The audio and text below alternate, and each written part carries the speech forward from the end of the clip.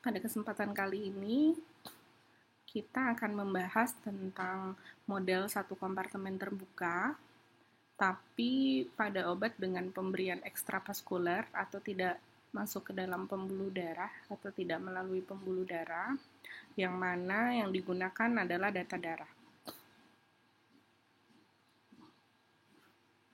Pengertian, sama seperti pertemuan yang lalu, sudah saya jelaskan juga apa yang dimaksud dengan model satu kompartemen.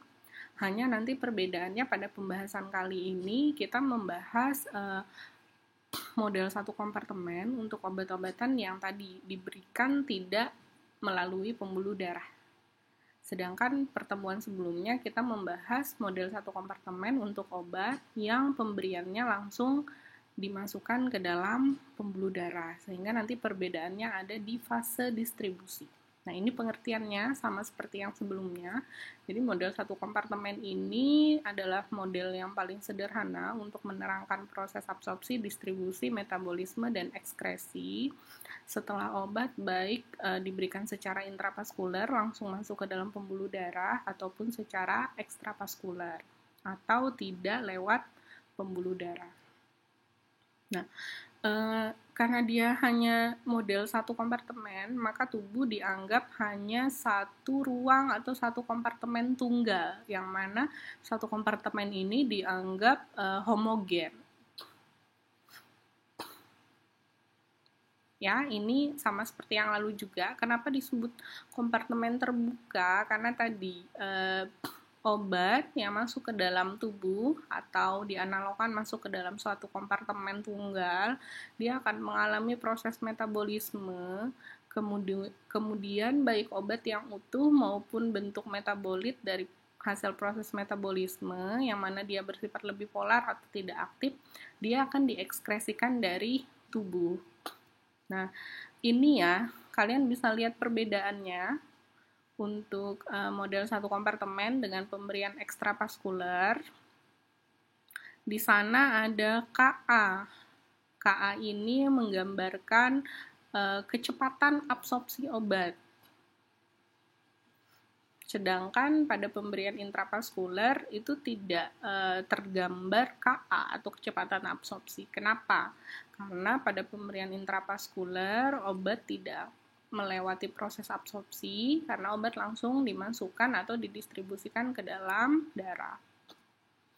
Nah, sama ya, jadi asumsinya perubahan kadar obat dalam darah mencerminkan perubahan kadar obat dalam jaringan karena hanya satu kompartemen, hanya satu ruang, sehingga proses absorpsi nantinya dan proses eliminasi yang meliputi metabolisme dan ekskresi obat dari tubuh akan berlangsung mengikuti kinetika reaksi orde pertama.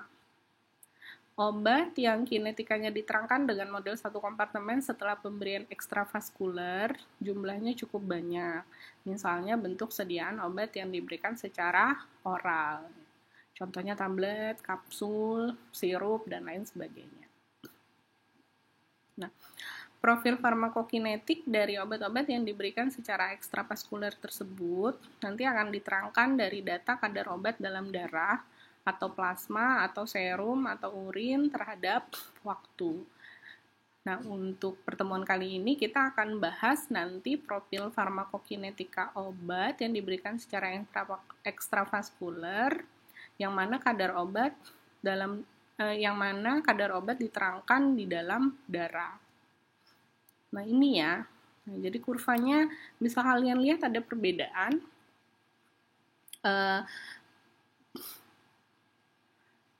Dimulai dari ada dua fase di sana. Dimulai dari fase absorpsi, kemudian naik hingga kadar maksimal pada Tmax atau pada waktu maksimal obat akan mencapai kadar maksimalnya di dalam darah, kemudian baru dia akan mengalami proses eliminasi. Nah, jadi kalau model satu kompartemen dengan pemberian obat yang diberikan secara ekstravaskuler, kurva kadar obat dalam darah terhadap waktu akan menggambarkan dua fase,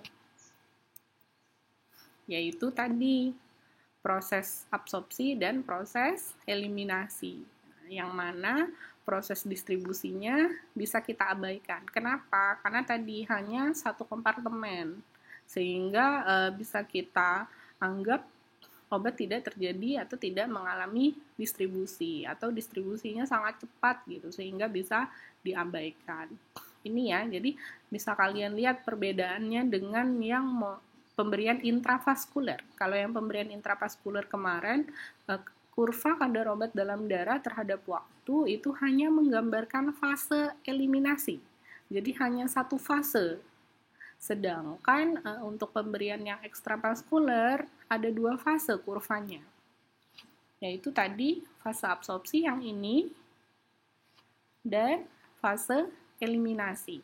Nah, jadi ada dua fase di dalam kurva, sehingga ketika kalian nanti mengukur kadar obat dalam darah pada pasien, gitu, kemudian kalian ingin menentukan profil farmakokinetik dan model kompartemennya, gitu. Misalnya kalian gambarkan kadar obat dalam darah terhadap waktu pada kertas semi logaritmik dan ketemu kurva dengan bentuk seperti ini, yaitu dua fase, maka kalian bisa menghitung profil farmakokinetik obat tersebut dengan model satu kompartemen, yang mana obat ini diberikan secara ekstravaskuler. Nah, kemudian dalam kurva dia juga akan menggambarkan Tmax. Tmax itu adalah waktu maksimal di mana obat akan mencapai kadar maksimal. Nanti Cmax. Ya, jadi nanti ada dua parameter farmakokinetik yang juga akan dihitung gitu pada pemberian ekstravaskuler, yaitu ada kadar maksimal dan ada konsentrasi maksimal. Pada pemberian intravaskuler ini tidak dihitung. Kenapa? Karena pada saat C0 atau pada saat T0 gitu, atau konsentrasi 0 atau sesaat setelah disuntikan obat itu, maka obat akan mencapai kadar maksimal. Sedangkan pada pemberian ekstravaskuler, baru pada waktu Tmax, obat akan mencapai kadar maksimal. Nah, ini persamaan yang lazim digunakan untuk menerangkan kadar obat dalam darah terhadap waktu untuk obat yang mengikuti model kompartemen satu terbuka yang diberikan secara ekstravaskuler, yaitu CT sama dengan Ka dikali F dikali DEF dibagi VD dikali Ka dikurang K dikali eksponen min K dikali T dikurang eksponen min Ka dikali T. Beberapa parameter farmakokinetika mungkin kalian sudah tahu, yaitu diantaranya yang CT. CT ini adalah kadar obat dalam darah pada waktu T. Kemudian yang baru adalah F ya, jadi F ini simbol untuk ketersediaan hayati atau bioavailabilitas. Nah, kemudian kalau DEF ini adalah dosis obat yang diberikan secara ekstravaskuler. Kalau pada pertemuan sebelumnya kan DIF, karena dosis diberikan secara intravaskuler. Nah, kemudian VD sama ya, VD volume distribusi. Nah, E sama seperti yang lalu juga, dia adalah dasar logaritmik natural atau eksponen. Kemudian yang terbaru, tapi sudah saya sampaikan tadi, Ka. Ka adalah kecepatan absorpsi obat, dan K ini sama seperti yang sebelumnya adalah kecepatan eliminasi. Nah, untuk model kompartemen 1, kecepatan eliminasinya pada reaksi orde 1. Dan T adalah waktu. Jika kita misalkan Ka dikali F dikali DEF dibagi VD dikali Ka min K sebagai I, kita simbolkan pada persamaan yang tadi, yang ini gitu, kita rubah menjadi, kita masukkan permisalan I ini, maka kemudian persamaan untuk mencari CT atau kadar obat dalam darah terhadap waktu akan menjadi CT sama dengan I dikali E eksponen pangkat min K kali T dikurang eksponen pangkat min Ka kali T. Atau bisa kita rubah menjadi CT sama dengan I dikali eksponen pangkat min KT dikurang I dikali eksponen pangkat min KA kali T. Ini dengan kita mengalihkan I ke masing-masing eksponen di dalam kurung sampingnya.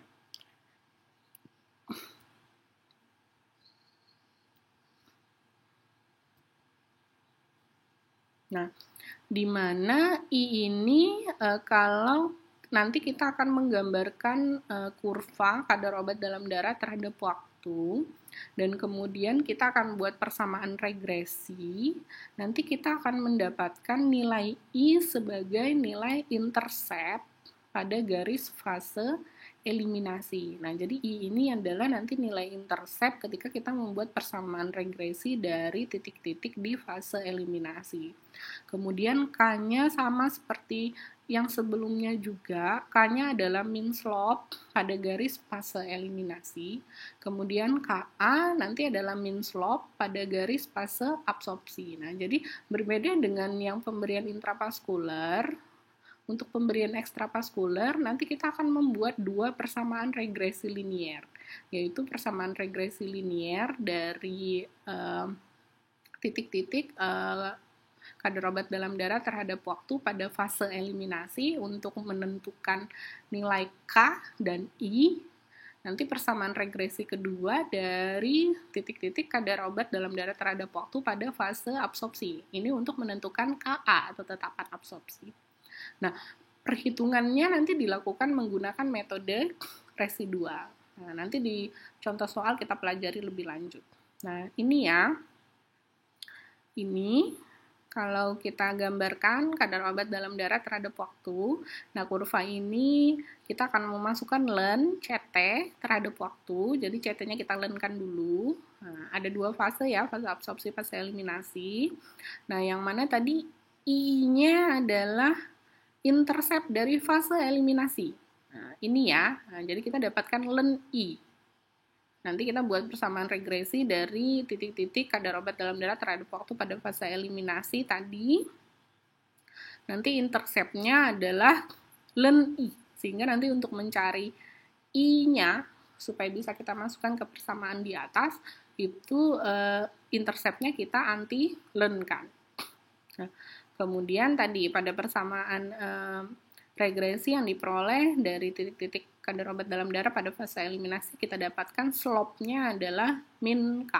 Sehingga nanti untuk mencari kecepatan eliminasi, tinggal kita kalikan slope-nya dengan min 1. Nah, ini rumus untuk parameter farmakokinetika yang lain ya. Ada yang sama dan ada yang berbeda, karena untuk pemberian intravaskular dan ekstravaskular nanti ada perbedaan. Untuk tes setengah absorpsi, 0,693 dibagi kecepatan absorpsi. Kemudian untuk AUC berbeda ya, jadi rumusnya adalah I, tadi nilai intercept pada fase eliminasi dibagi K, kecepatan eliminasi, dikurang I dibagi KA, kecepatan absorpsi. Nah, kemudian ada rumus untuk menghitung kadar maksimal. Kalian bisa ambil yang paling kanan, yaitu 2,303 dikali log dalam kurung KA min K dibagi KA, kecepatan absorpsi dikurang kecepatan eliminasi.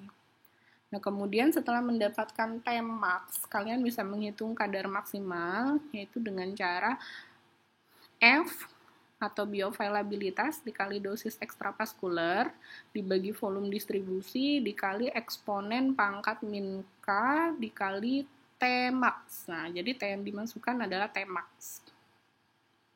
Yang mana volume distribusinya bisa dicari dengan F atau bioavailabilitas dikali dosis ekstravaskular dibagi kecepatan eliminasi dikali AUC. Kemudian DBT atau jumlah obat dalam darah ini sama rumusnya, yaitu volume distribusi dikali kadar obat dalam darah. Ada waktu di mana nanti mau ditentukan. Misalnya kalau mau mencari jumlah obat atau DBT pada T10 jam setelah pemberian obat, berarti nanti volume distribusi dikali CT pada 10 jam setelah pemberian obat. Nah, T setengah eliminasi rumusnya juga sama ya, 0,693 dibagi kecepatan eliminasi. Kemudian clearance, rumusnya bioavailabilitas dikali dosis ekstravaskular dibagi AUC. Kalau kalian perhatikan rumus untuk volume distribusi dan clearance sebenarnya hampir mirip dengan perhitungan pada pemberian intravaskular, yaitu dosis. Nah, ini kan dosis ekstravaskular, kalau pemberian intravaskular nanti dosis intravaskular sama-sama dibagi AUC untuk clearance, dan untuk volume distribusi sama-sama dibagi K dikali AUC. Hanya pada pemberian ekstravaskular untuk dosisnya itu perlu kita kalikan bioavailabilitas dulu atau ketersediaan hayati.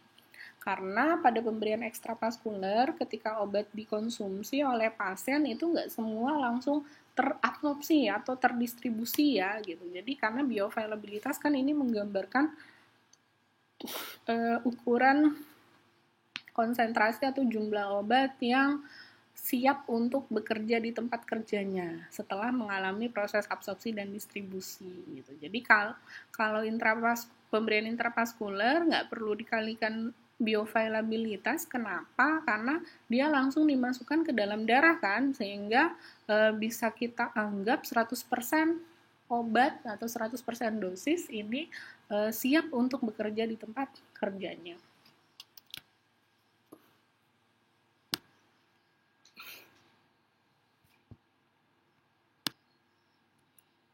Kita coba latihan ya biar lebih paham. Ini ada soal, misalnya suatu obat diberikan dengan pemberian secara oral atau lewat mulut dengan dosis tunggal atau satu kali diberikan, yaitu DPO atau DEF, dosis pemberian oral. Kalau DPO, DEF tadi dosis pemberian ekstravaskular sama saja, yaitu 50 mg.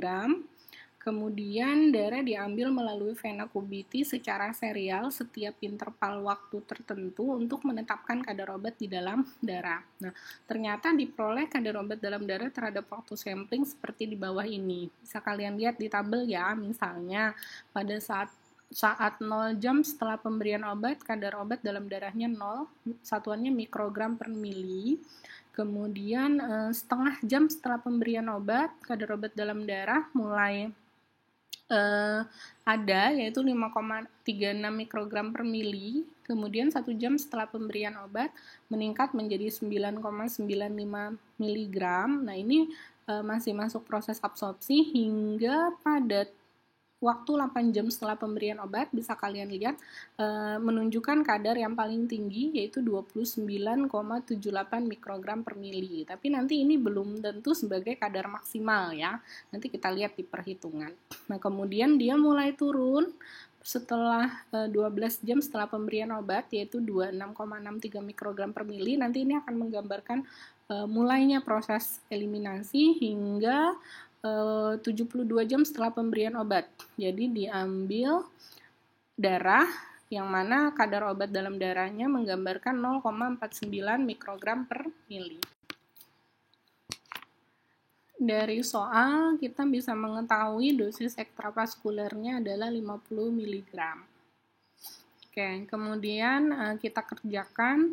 Langkah pertama yang kita lakukan adalah menggambarkan kadar obat dalam darah sebagai sumbu Y terhadap waktu sebagai sumbu X pada kertas semi logaritmik. Ini untuk mengetahui bentuk kurva yang terjadi ya gitu. Jadi nanti kalau kalian belajar model 2 kompartemen kan bisa tergambar perbedaan kurvanya antara model 1 dan model 2 kompartemen. Kemudian yang diberikan secara intra dan secara ekstravaskular. Ini kan ceritanya kalau kita dapat data gitu, kita mungkin nggak tahu ini bisa menggambarkan dengan model 1 atau model 2 kompartemen. Beda kalau kita latihan kan, ini kebetulan latihan untuk model 1 kompartemen. Nanti dari kurva berapa fase yang ditunjukkan oleh kurva tersebut, ini bisa kalian gunakan model kompartemen berapa gitu untuk menghitung profil farmakokinetika obat. Oke, ini ya saya coba gambarkan. Ini kurva yang terbentuk dengan memasukkan len CT. Nah, jangan lupa kadar obat dalam darahnya dilenkan gitu. Dengan memasukkan len CT terhadap waktu, jadi len CT sebagai Y dan waktu sebagai X. Nah, bisa kalian lihat kurva menunjukkan model satu kompartemen ya. Kenapa model satu kompartemen? Karena dia hanya melibatkan 2 fase untuk pemberian ekstravaskular. Nanti kalau model 2 kompartemen untuk pemberian ekstravaskular nanti ada 3 fase. Nah, tapi kalau model satu kompartemen hanya ada 2 fase, yaitu yang pertama ini fase absorpsi, bisa kalian lihat hampir membentuk garis lurus. Nah, fase absorpsi, kemudian yang kedua adalah fase eliminasi. Ini hampir membentuk garis lurus juga. Jadi, bisa kita hitung nanti profil farmakokinetika obat yang diberikan kepada pasien ini dengan model satu kompartemen. Oke. Nah, ini ya, jadi kita tentukan dulu. Jadi, titik dari waktu 0 sampai 4 jam ini bisa kita anggap sebagai fase absorpsi. Kemudian titik dari waktu 12 jam hingga 72 jam ini kita anggap sebagai titik-titik pada waktu di fase eliminasi. Oke, biasanya pada pemberian ekstravaskular untuk nanti membuat persamaan regresi, kita bisa lihat di tabel bahwa kadar puncaknya ditunjukkan pada T8 jam, yaitu 29,78. Nah, nanti titik ini tidak kita gunakan untuk menghitung persamaan regresi linier, termasuk juga titik-titik sebelum dan setelah titik pada T jam yang menunjukkan kadar puncak. Jadi nanti dari titik 4, 8, dan 12 jam setelah pemberian obat biasanya tidak digunakan untuk pembuatan persamaan regresi baik pada fase absorpsi maupun fase eliminasi. Kenapa? Karena titik-titik data sekitar kadar puncak tersebut, yaitu tepat sebelum dan sesudah, biasanya ini menggambarkan atau merupakan proses campuran. Jadi proses campuran antara fase absorpsi dan fase eliminasi, sehingga akan lebih baik tidak digunakan. Oke. Kemudian langkah kedua, kita akan membuat persamaan regresi linier yang pertama ya, yaitu dari proses eliminasi. Nah, jadi dari fase eliminasi, kita ambil beberapa titik koordinat yang mewakili fase tersebut, yang mana dia menyusun garis lurus, yaitu mulai, bisa kita lihat tadi mulai T24 jam hingga 72 jam. Untuk T12 jam tadi nggak kita gunakan ya. Jadi T24 jam sampai dengan T72 jam. Nah, ini datanya. Sebenarnya ada T18 jam sebelum T24 jam. Itu juga bisa kalian gunakan. Cuma gini, kalau kalian nanti bingung menentukan berapa titik yang diambil, silakan dicoba-coba semua titik di fase eliminasi gitu. Sampai nanti kalian dapatkan nilai R di persamaan regresinya hampir mendekati 1. Ya, tapi minimal yang dipakai adalah 3 titik gitu. Nggak boleh 2 titik, karena kalau 2 titik pasti akan R-nya nanti 1. Nah, ini saya sudah nyoba tadi ya. Jadi len kadar obat dalam darah atau len CT-nya sebagai sumbu Y kita masukkan terhadap waktu. Nah, ini didapatkan R-nya 1. Kalau kalian masukkan yang 18 jam itu R-nya kurang dari 1 gitu. Sehingga nggak kita masukkan yang 18 jam setelah pemberian obat.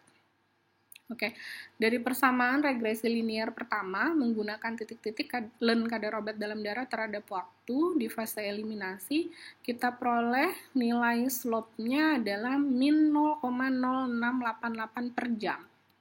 Nah, ini ya, min 0,0688 per jam. Dan intercept-nya pada sumbu Y, nah, kalau kalian masih ingat yang sebelumnya, intercept ini bisa kita analogkan sebagai I. Tapi sebelumnya harus kita antilenkan dulu intercept yang kita peroleh dari persamaan regresi linier. Nah, yang mana interceptnya kita peroleh 4,2409. Nah, 4,2409 ini kalian antilenkan, nanti di kalkulator ketiknya E atau eksponen pangkat 4,2409. Nah, ini diperoleh 69,47, mohon maaf, keliru satuannya, mikrogram per mili ya. Nah, yang mana nanti ini adalah I.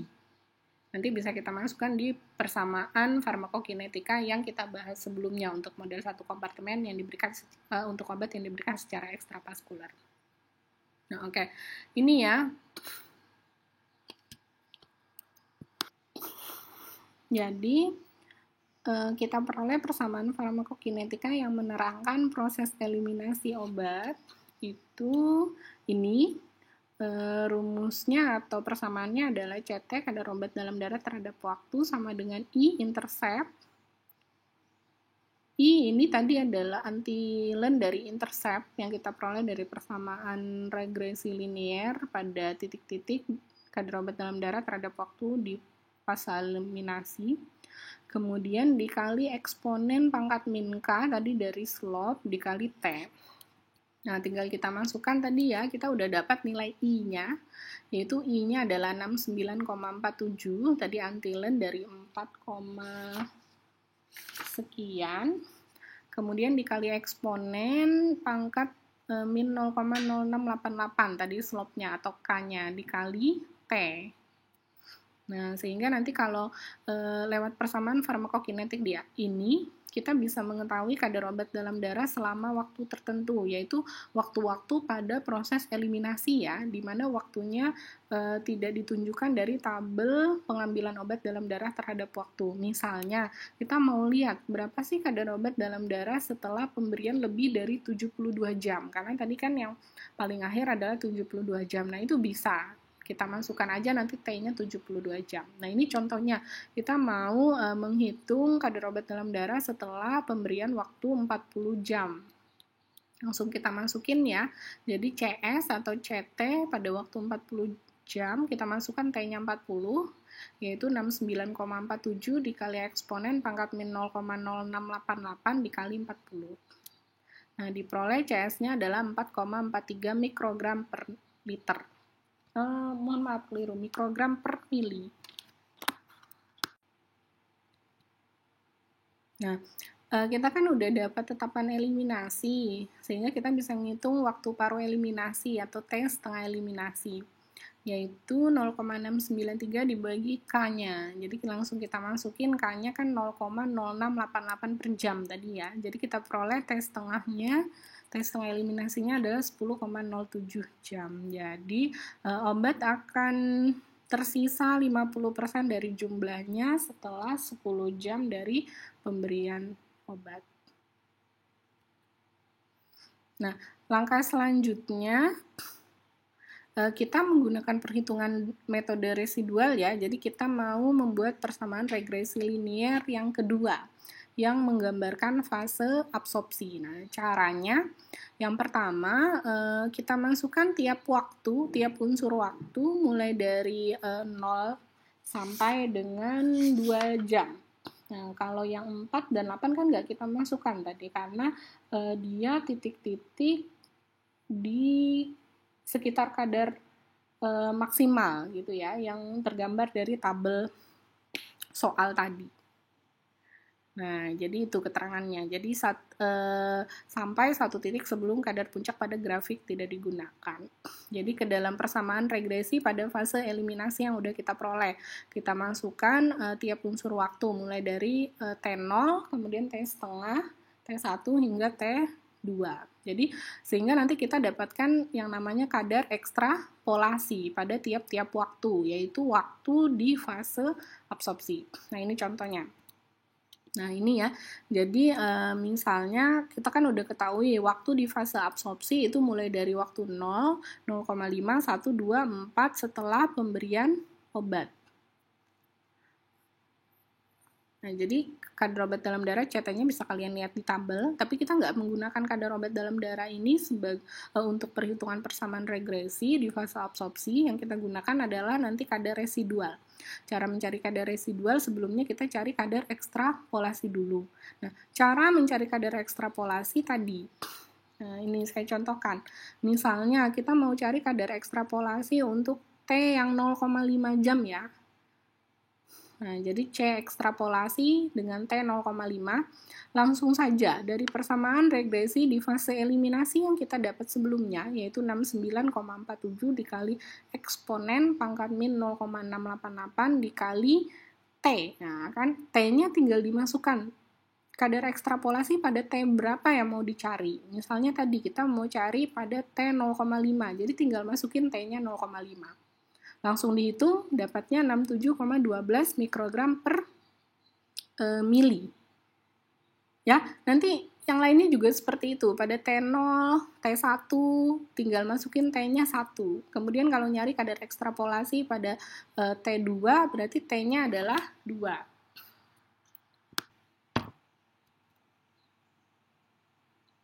Oke, setelah kita peroleh kadar ekstrapolasi pada waktu-waktu yang ada di fase absorpsi, kita kemudian akan mencari kadar residual. Nah, ini kadar residual ya. Cara mencarinya yaitu kadar ekstrapolasi yang sudah kita dapat di tabel sebelumnya itu dikurangi dengan kadar observasi atau kadar hasil pengukuran, yaitu CT pada tiap waktu. Nah, insya Allah mudah. Nah, jadi ini misalnya kadar residual pada waktu 0,5 jam setelah pemberian obat. Jadi kadar ekstrapolasi pada T 0,5 yaitu 67,12 dikurang kadar observasi atau kadar hasil pengukuran atau CT pada 0,5 jam setelah pemberian obat yaitu 5,36. Hingga kita dapatkan 61,76 mikrogram per mili. Nah, nanti dilanjut mencari kadar residual untuk setiap waktu ya, dari waktu 0, 0,5, 1, sampai 2 jam setelah pemberian obat. Nah, kemudian langkah selanjutnya kita buat persamaan regresi yang kedua, yaitu persamaan regresi pada fase absorpsi dengan cara memasukkan nilai waktu sebagai X versus nilai len kadar residual. Nah, jadi yang dimasukkan adalah len dari kadar residual sebagai sumbu Y pada fase absorpsi dengan koefisien korelasi tertinggi. Jadi tadi nilai kadar residual kita lenkan. Nah, kemudian kita ambil tadi titik-titik pada fase absorpsi mulai dari T0 hingga T2 jam. Kita masukin ke persamaan regresi. Kita cari yang mana nanti nilai R-nya mendekati 1 tadi ya. Nah, ini kita dapatkan. Kita peroleh slope-nya adalah min 0,2357 dan nilai intercept-nya 4,2411. Nanti intercept ini bisa sebagai nilai I tadi dengan cara menghitung antilen 4,2411 diperoleh 69,48. Untuk slope-nya karena min 0,2357 berarti nilai K-nya kan tinggal kita kalikan min 1. Nilai KA atau kecepatan absorpsinya tinggal kita kalikan min 1, yaitu kecepatan absorpsinya adalah 0,2357 per jam. Oke, sehingga kita dapatkan persamaan farmakokinetik yang menerangkan proses absorpsi, yaitu CT sama dengan I dikali eksponen pangkat min KA dikali T. Yang mana langsung kita masukin I-nya 69,48. Sama ya, kalau kalian lihat I pada persamaan farmakokinetik di fase ekskresi ini sama 69,48 dikali eksponen pangkat min KA-nya adalah 0,2357 dikali T. Nah, berbeda dengan persamaan kinetika pada proses eliminasi, untuk proses absorpsi, untuk persamaan ini tidak bisa menggambarkan kadar obat dalam darah selama proses absorpsi. Jadi nggak bisa pakai persamaan ini untuk menghitungnya. Nanti kalau kalian mau menghitung kadar obat dalam darah pada waktu-waktu tertentu di fase absorpsi, itu tinggal melihat dari kurva yang terbentuk pada waktu T. Jadi selama proses absorpsi. Nanti lihat di kertas semi logaritmik. Pada T, misalnya kalau mau cari T 0,75 jam gitu, tinggal ditarik ke atas, maka kadar obat dalam darahnya berapa. Oke. Karena kita sudah peroleh kecepatan absorpsi, kita bisa ngitung T setengah absorpsi atau waktu paruh absorpsi, yaitu tinggal dimasukin ke rumus 0,693 dibagi KA, dapatnya adalah 2,94 jam. Nah, jadi waktu paruh absorpsi obat adalah 2,94 jam. Nah, akhirnya kita sudah dapat persamaan model satu kompartemen yang menerangkan profil farmakokinetika pada obat tersebut yang tadinya diberikan secara ekstravaskuler ya. Nah, ini persamaannya, langsung kita masukin. Persamaannya kan kalau kalian masih ingat ini, CT, yaitu kadar obat dalam darah pada waktu T, sama dengan I dalam kurung eksponen pangkat min K kali T dikurang eksponen pangkat min KA kali T. Langsung dimasukin, I-nya adalah 6, mohon maaf ya, 69,47 dikali eksponen pangkat min 0,0688 dikali T dikurang eksponen pangkat min 0,2357 dikali T.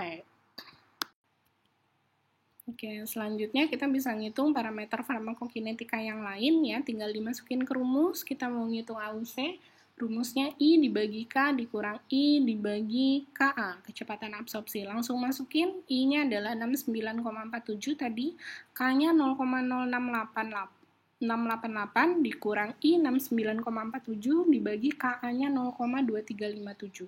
Nah, kita dapatkan AUC-nya adalah 715 mikrogram kali jam per mili. Nah, kemudian clearance langsung dimasukin juga F adalah bioavailabilitas. Kalau nggak diketahui, untuk pemberian per oral umumnya adalah 0,8 atau 80% dari jumlah obat akan terabsorpsi. Dikali dosis ekstravaskulernya tadi kita ketahui 50 mg ya, kita rubah menjadi mikrogram. Jadi harus sama satuannya, yaitu menjadi 50.000 mikrogram. Dibagi AUC-nya udah didapat tadi 715 mikrogram jam per mili. Nah, sehingga kita peroleh clearance 55,94 mili per jam.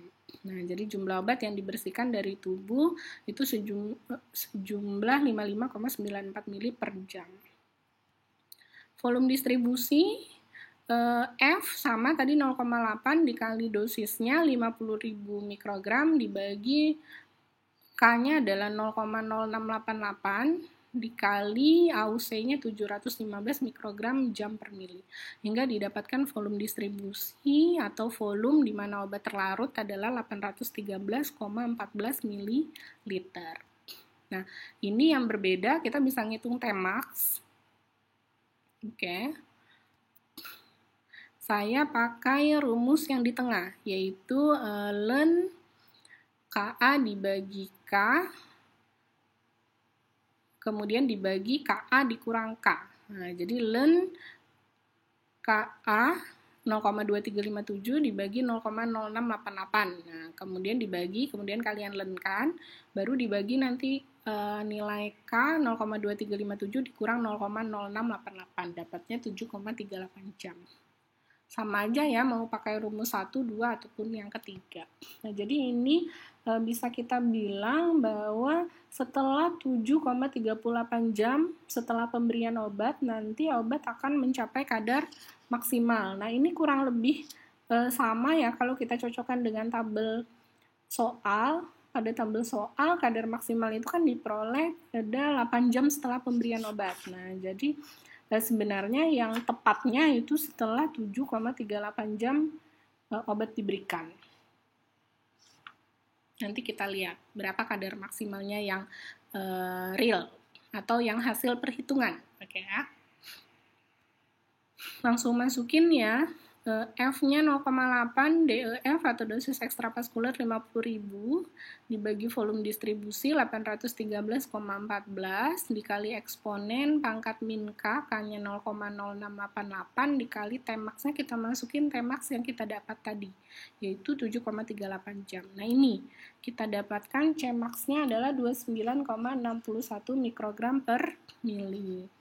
Nah, ini sebenarnya lebih kecil dari kadar maksimal yang disajikan di tabel ya. Mungkin kadang memang seperti itu, karena kadang hasil perhitungan kan mungkin ada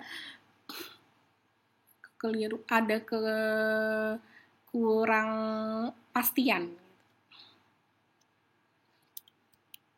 Oke, setelah menghitung kadar maksimal, maka sudah semua parameter farmakokinetik yang kita hitung. Jadi terima kasih atas perhatiannya pada video atau pertemuan kali ini. Untuk lebih paham lagi, seperti biasa saya kasih tugas, silakan dicek di Psikologi.